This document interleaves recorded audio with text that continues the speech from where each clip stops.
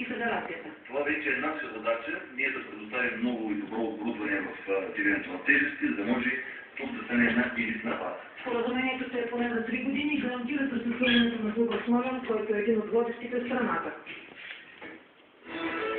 Готов на шампион да дарим да отлично възстановени ще поднови тренировки с националния отбор по бокс на лагера на Белмекен. Общо 12 състезатели ще се готвят за турнира в Кранджа, сред които 18-годишният шампион на България Стефан Славчев. Тази година състезанието се очаква да бъде изключително силно с участието на първите 5 държави в света. Специален гост ще бъде 7-кратният световен шампион в Куба Феликс Табон.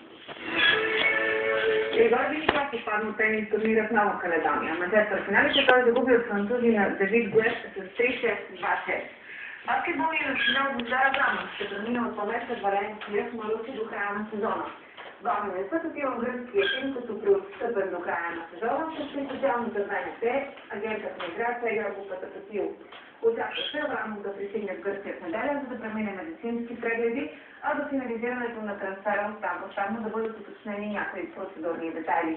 Това беше всичко в комисията. Нашите гриви пожелава от Жерна вечер.